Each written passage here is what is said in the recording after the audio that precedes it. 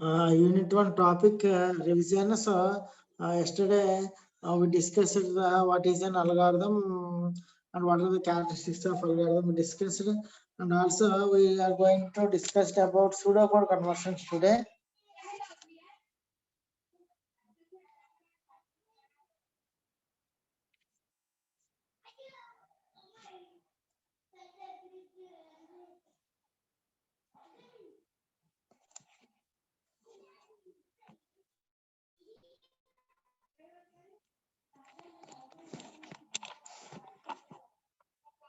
Okay, today we discussed about pseudocode conversions.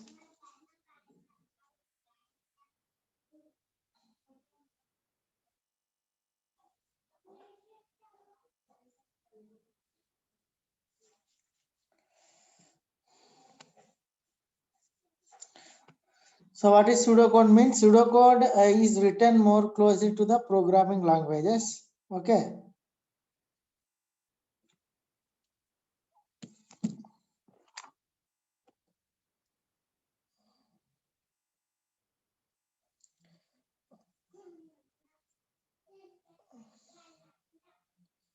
So pseudocode is written closely to the programming languages. Okay. When we are writing the pseudocode, okay, it may be considered as augmented programming language full of comments and descriptions. Okay. The pseudocode contains full of comments and description.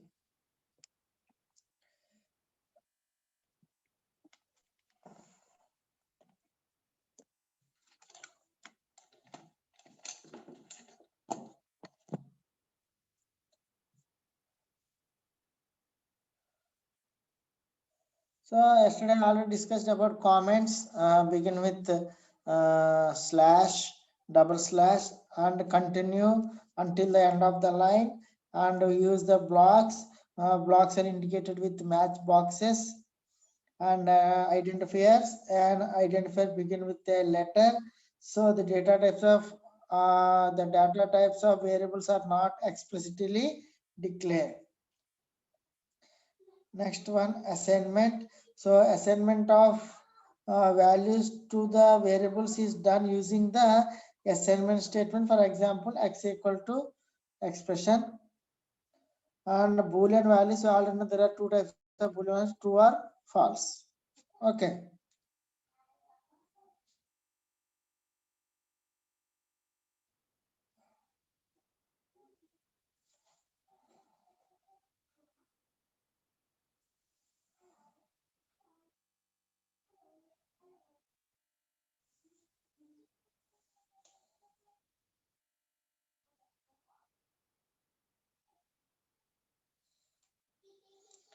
Okay, next we convert to the another pseudo arrays, loops, conditional.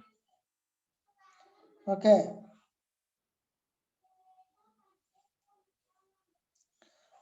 Selection, input, output, and procedures. Okay. So coming to the arrays, you already know what is an array.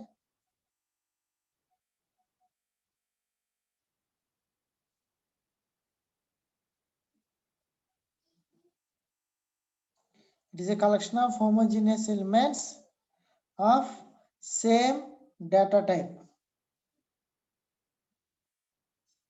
So these are used for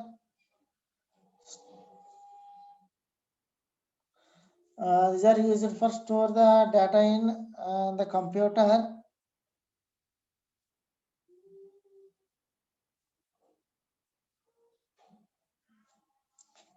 Okay.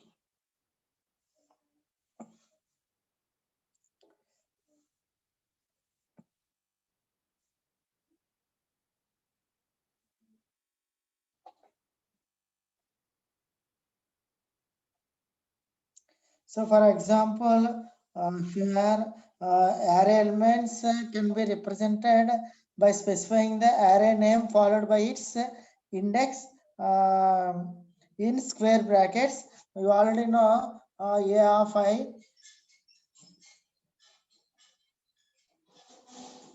I don't know how we represent the array.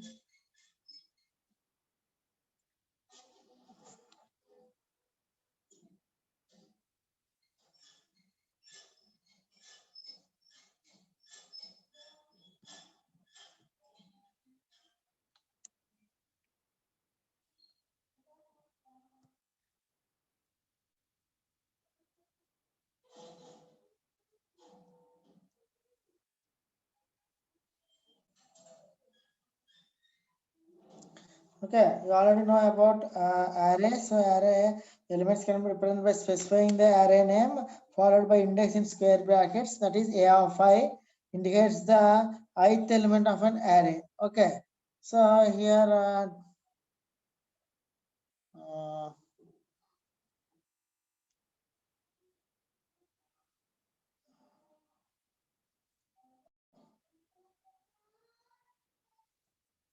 okay. See here. So this is A of I. So that represents the I indicates the ith element of an array. Okay. Next coming to the for loop.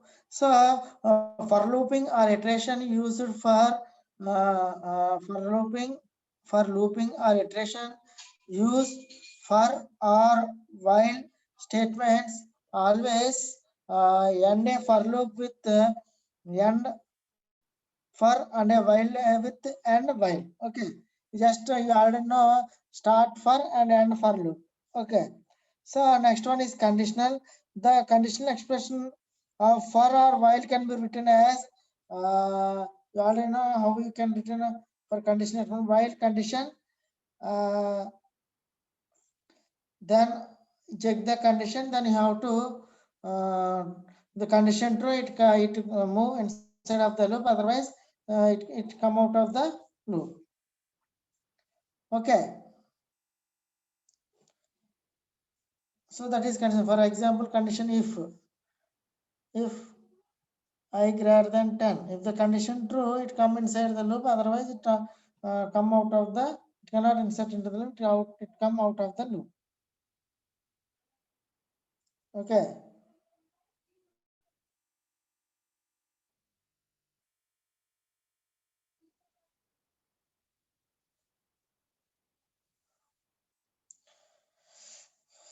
next one.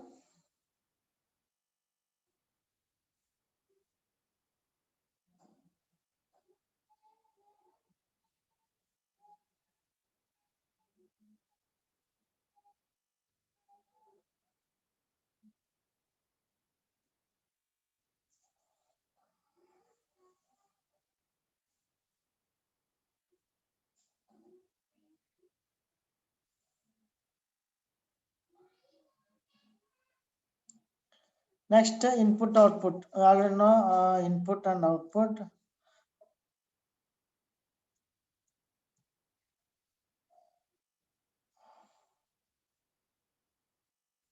So clear.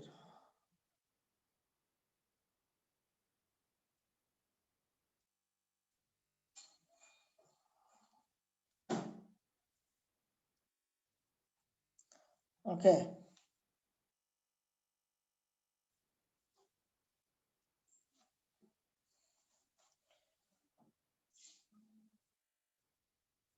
So what are the looping statements here? While loop and for loop. Okay. Then conditional statements are if else, if condition true, then execute the statement. Otherwise, it condition false, it cannot execute the statement.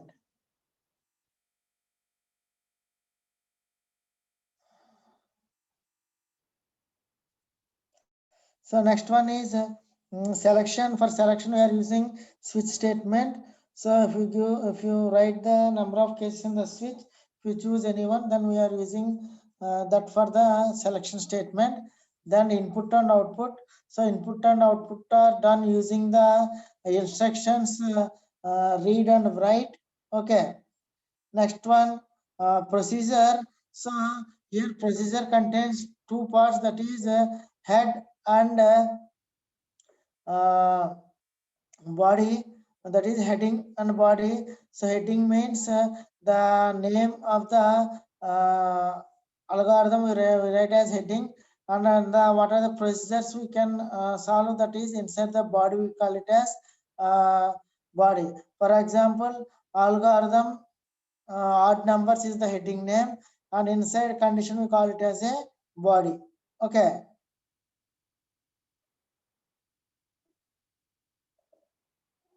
Clear, students?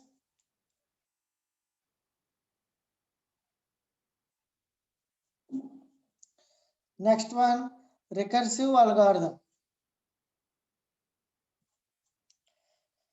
So in simple language, recursion is the repeated occurrence of a particular event. Okay. So in programming, recursion is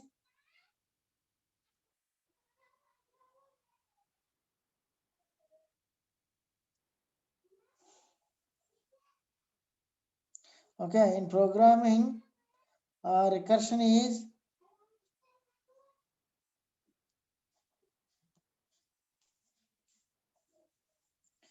recursion is the repeated occurrence of a procedure as a result of the procedure calling itself. We call it as a recursion.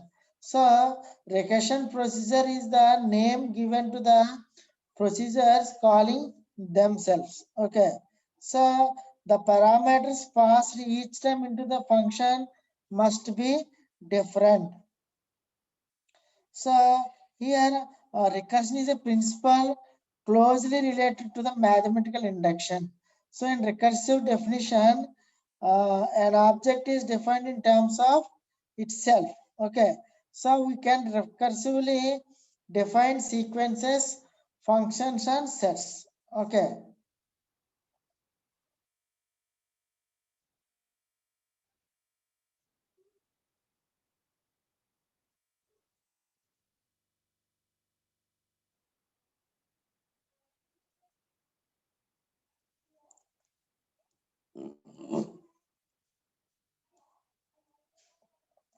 So that is the definition for recursive. Then we move to the types of recursion and towers of any problem. First, what are the different types of recursion? So this is a definition. So an algorithm said to be recursive if the algorithm is invoked in the, if the same algorithm is invoked in the body. So that is said to be recursive. Okay, there are different types of recursive are there. One is single recursive, multiple recursive, direct recursive and indirect recursive. So coming to the single recursive, recursion that only contains a single self-reference is known as single recursion. Okay. Okay. What is single recursion means? The recursion that contains only single self-reference is known as single recurrence. Example, factorial function. So here in factorial function, we just call f of n minus 1 only. So that is single recursion. Then coming to the multiple recursion, recursion that contains multiple self-references is known as multiple recurrences. Okay. So multiple self-references is known as multiple recursion. Example, Fibonacci function. Example is Fibonacci function for multiple recursion. Then coming to the direct recursive. Okay. So an algorithm A is said to be direct recursive if it calls itself. Okay. So an algorithm A is said to be direct recursive if it calls itself. So what is indirect recursive? Algorithm A is said to be indirect recursive if it calls another algorithm which in turn calls A. Okay.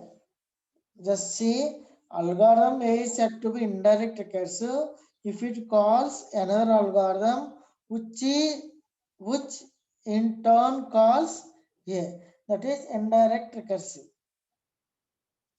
Here, for direct recursive and indirect recursive example, here if a function, here f calls itself, okay. Here, then this recursion is called direct recursion. Here direct int of n minus 1. So here this function calls itself, we call it as a direct recursion. So indirect recursion, we have two bodies here, okay. So in this we have two f and g. Function g calls f, then this recursion is indirect. So this one is f and this one is g. So if we first calls f, then it go to g, then again it calls f, okay. So if a function f calls g, the function calls g, a function g calls f, then this recursion is called indirect recursion. Okay, clear students? Just say for indirect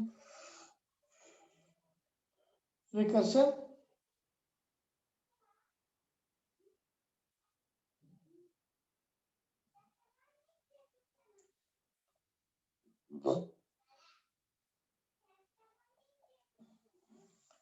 Okay,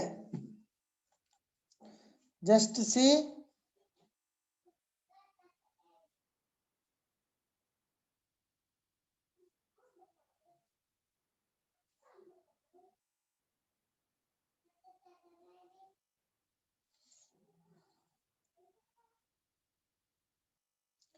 Okay, clear students? Examples here. The function f calls g, so f move inside direct intent. If n gets the return 0, else return n plus body of n minus 1. Then we move to the g function. Then it calls here return indirect n. Then it calls the f function. So this type of recursion is called as a indirect recursion.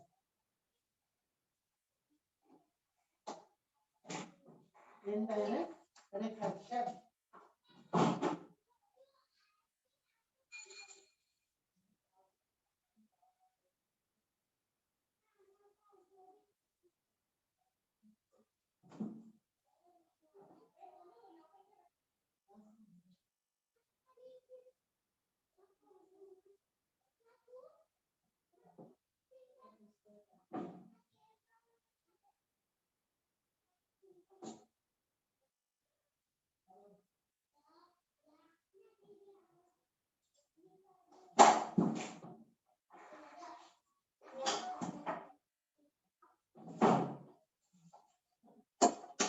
Okay, students. Next we move to the, so for doing recursive algorithms, we have two elements are there. One is base case, and another one is general case.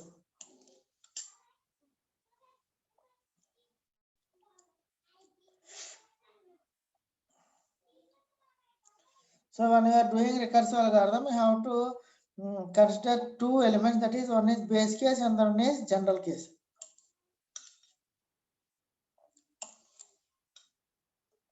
What is base case and what is general case?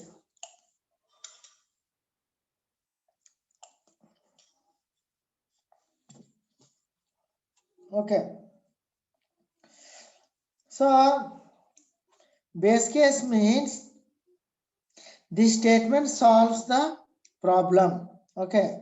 So every recursive function must have a base case. So base case is base case statement solves the problem. What is the general case? So each call reduces the size of the problem. That is general case. Base case will solve the problem. General case, each call the size of the problem is decreased. So the rest of the function is known as the general case. Okay, what is general case means? Each call reduces the size of the problem. Then the rest of the function is known as the general case. Next, how to design the recursive algorithm? First, you have to determine the base case. then determine the general case, then finally combine the base case and general case into an algorithm. That is our algorithm. Okay. So see a recursive algorithm. For example, if the recursive algorithm consider for the positive numbers, we are considering the algorithm, recursive algorithm for any positive integer, sum of positive integer, odd positive integers.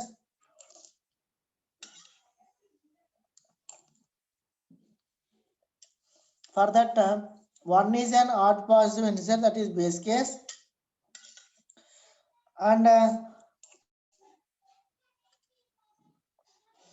here, if k is an odd positive integer, then k plus 2 is an odd positive. This is our problem. So first we have to consider the base case. That is, 1 is an odd positive integer. Then you can add here 1 plus 2. Then k equal to 3 is an odd positive integer. Then after that, when k equal to 3, when 3 plus 2 is a odd positive integer, and 7, 9. So all these are odd positive integers. So the main idea is to reduce the problem into a smaller problems.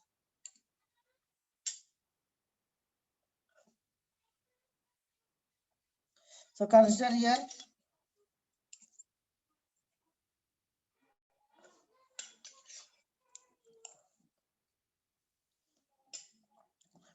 In this, this is another example. Here, base case is f of 0 equal to 3. And general case is f of n plus 1 equal to 2f of n plus 3. We're considering f of 1. You put choose there. Get the value 9. Okay.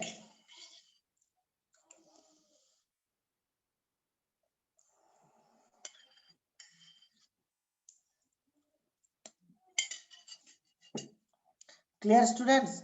First you have to identify the base case and you have to identify the general case. So here base case is 1 is positive under, and general case is k plus 2 is our general case. Here f of 0 equal to 3 is our base case, and general case is f of n plus 1 to f n plus 3 is our general case. Next, coming to the towers of Hanioff problem. You already know that towers of Hanioff puzzle is fashioned after an ancient tower of Brahman ritual. According to legend, at that time the world war was created. There was a diamond tower. We call, for example, in this example, we call it as A with 64 golden discs. So there was a diamond tower with 64 golden discs. So the discs were of decreasing size and were stacked on the tower in the decreasing order of size, bottom to top. So they are arranged in decreasing order from bottom to top.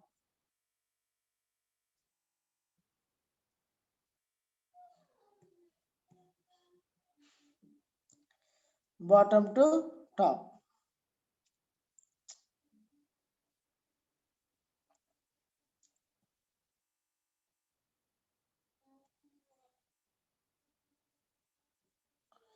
Okay.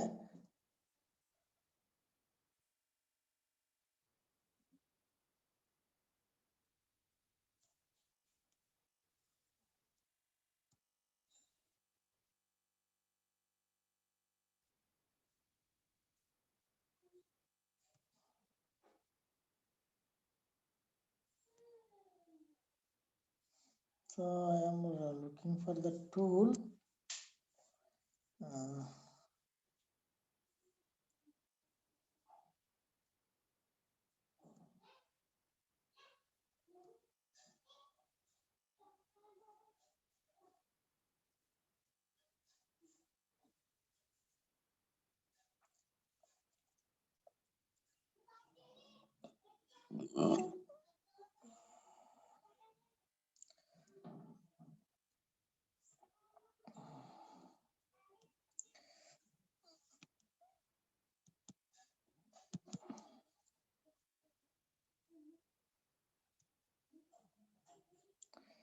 Okay, where is the tool?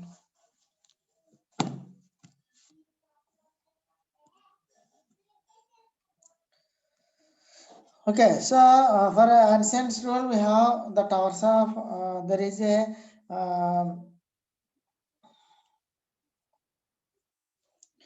so we have a diamond tower is there, so that discs are arranged in decreasing order. So beside this tower there are two other diamond towers are there.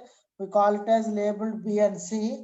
Okay, the diamond tower first one is A, and the another two towers we call it as B and C. So since the time of creation, Brahman priests have been attempting to move the disc from tower A to tower B using tower C as the mediator.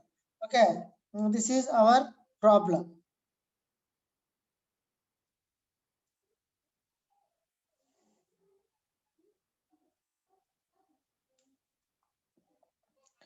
So here,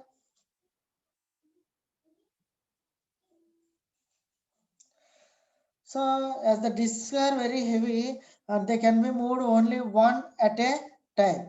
Okay, so in addition, at no time can a disc be on the top of a smaller disk. So we cannot place smaller disk. We cannot place a larger disk on smaller disk. We can place smaller disk on larger disk, but we cannot place larger disk on smaller disk. So the wall. So this is the problem for towers of Hanyo. So we have to solve this task. So in this, what are the base tasks and what are the general case? So for writing recursive algorithm, first you have two elements to identify. One is base case and the one is general case. So what is the base case here? So the base case is just move one disk from source to destination tower. That is our base case. So you can move only one disk at a time. That is our base case. What is general case? General case is move n minus 1 disk from source to intermediate nodal. So move n minus 1 disk from source to intermediate needle. Okay. So this is the algorithm for towers of Hanyo problem. I already told you base case. Just see algorithm towers of Hanyo. N comma n is the number of disks. A comma B comma C. So here move the top of n disk from tower A to tower B. Okay. So if n greater than 1, if n greater than or equal to 1, move here tower of anion n minus 1 comma a comma c comma b. That means move n minus 1 disk from source tower A to the intermediate tower C. Okay. Next, move top disk from tower A to tower B. That is, move one disk from source tower A to destination tower B. And last one, towers of n minus 1 C comma B comma A. So that is, move n minus 1 disk from the intermediate tower labeled as C to destination tower labeled B. Okay, so this is the towers of Hanyon problem. So this is the towers of Hanyon problem. So you already studied.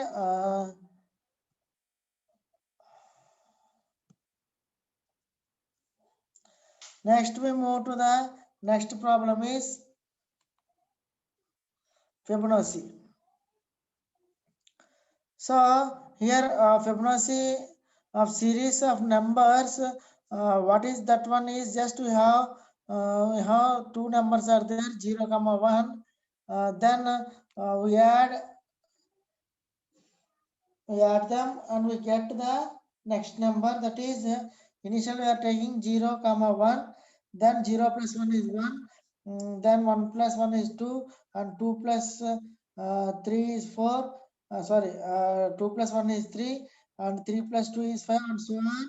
The series will occur by adding the previous one. So, here what is the base case and what is the general case? So, here base case is, we already know whenever the fib of 0 is come, its value is 1. So that is Fibonacci of 0 equal to 1 is our base case. So Fibonacci of 0 equal to 1 is our base case. What is general case is n into factor of n minus 1. What is our formula? That is our general case that reduces the size of the problem. So that will call it as a general case. Okay.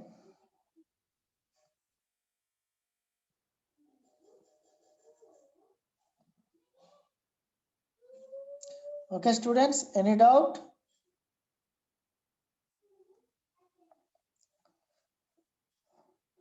So as here algorithm of Fibonacci, if n equal to 0, return 1, otherwise return n into factor n minus 1.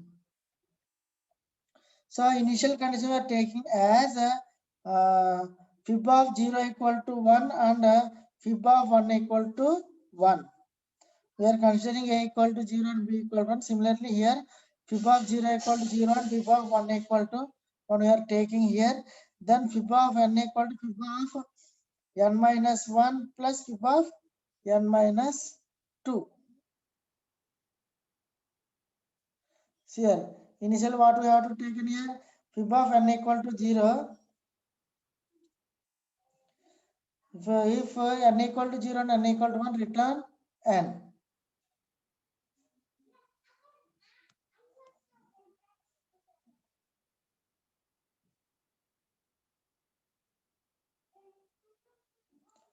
Okay, what is base case? Fibonacci of 0 equal to 0 and Fibonacci of 1 equal to 1. Okay, then if n equal to 0 and n equal to 1, return n. Otherwise, fib of n minus 1 plus fib of n minus 2.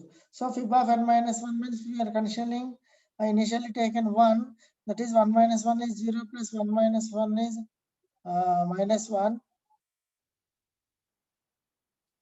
So fib n equal to 0 and the return value. So in this way, you have to find the Fibonacci of n numbers.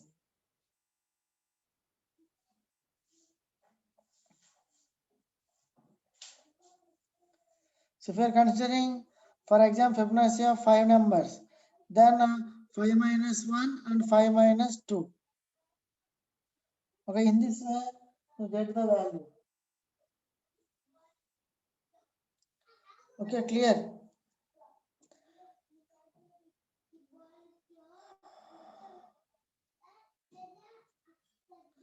Next, factorial problem. Factorial, in this, what is the base case and what is the general case? Here, base case is factorial of 0 equal to 1 is our base case. General case is n into factorial of n minus is our general case. Okay, clear, students?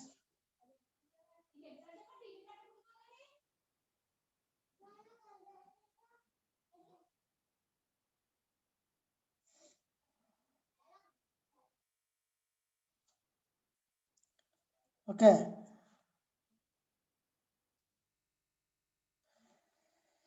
Next one is performance analysis. Performance analysis.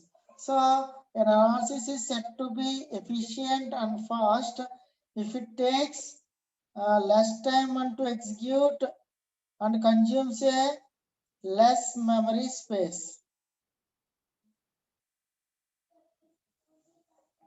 Okay, performance analysis means an algorithm is said to be efficient and fast if it takes less time to execute and consumes less memory space. That is, we call it as a performance analysis. So performance analysis is classified into two types, that is space complexity and time complexity.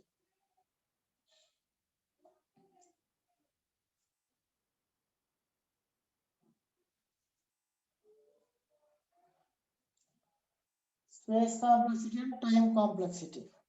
So what is space complexity? The amount of memory space required for an algorithm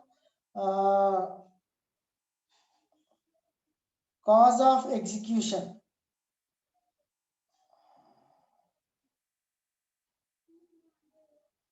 So what is the space complexity? The amount of memory space required by an algorithm course of algorithm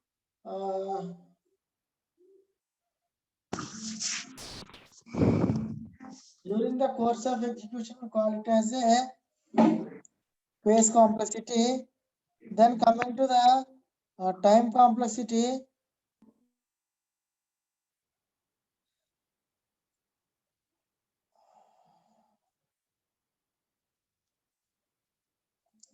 How much time it consumes to execute the memory? How much time it consumes to execute the program, that is time complexity. So coming to the space complexity, so the amount of memory space required by algorithm during the course of execution, okay, that is called a space complexity. So here space complexity algorithm requires space for instruction space, data space, and environmental space.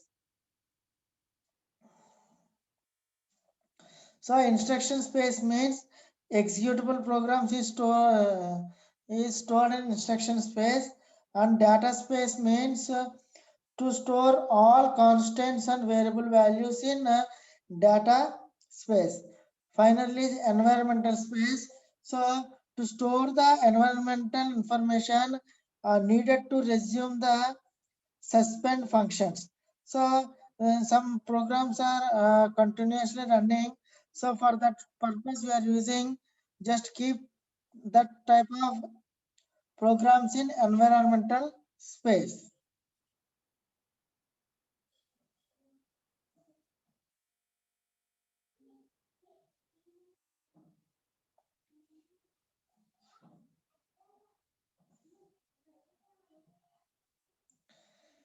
So what is environmental space means? To store the environmental information needed to reduce the suspended function. So what is suspended function? A suspended function is simply a function that can be paused and resumed at later time. Those type of functions we call it as a suspended frame, because those functions are paused and resumed at later time. Those functions we call it as a suspended function. So they can execute a long running operations and wait for it to complete without blocking. Okay, so what is the syntax for suspending function? So the syntax of a suspending function is similar to that of a regular function, except for the addition of the suspended keyboard. Okay, so here space complexity can be calculated in two ways.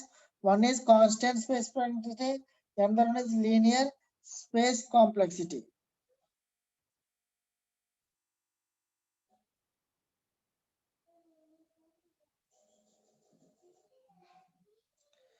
Okay,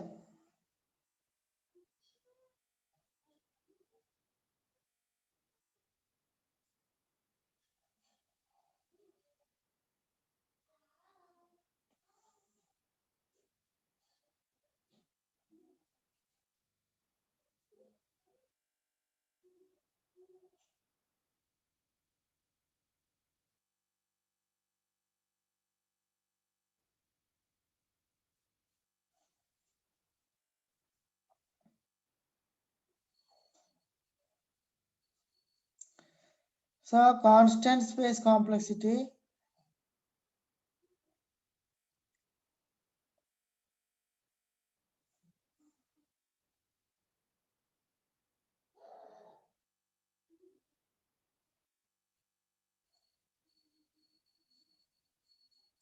So what is constant space complexity means? The algorithm requires fixed amount space for all input values, then that we call it as a constant space complexity.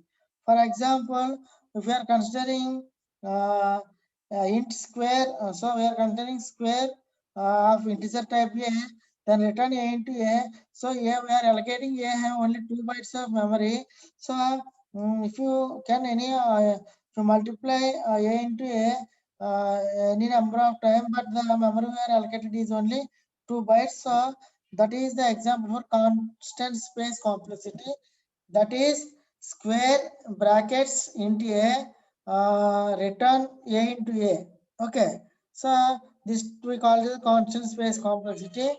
Then coming to the linear space complexity. So here linear space complexity is nothing but the space needed for algorithm. So what is space needed for algorithm means for it allocate each value with some amount of time. For example, for size of variables and it allocate one word, and size and array values it allocate n words, and loop variables for initializing it allocate one word, and some variables are it allocating 1 unit. Okay, so only array values we are it allocating n because array size is n, so it allocate n. Okay. So tomorrow we will discuss about the space complexity times complexity with suitable example. And today we end the session. And again the space complexity is classified into two parts, fixed part and variable part. We will discuss this tomorrow. Anybody has any queries, please write a message in chat box.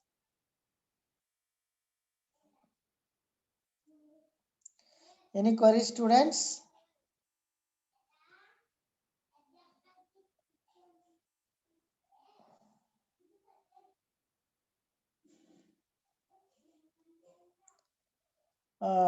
Please write a message in chat box. Tomorrow we will discuss the time complexity and space complexity that comes under performance analysis. Okay, so today we end the session. Tomorrow we will meet. Thank you.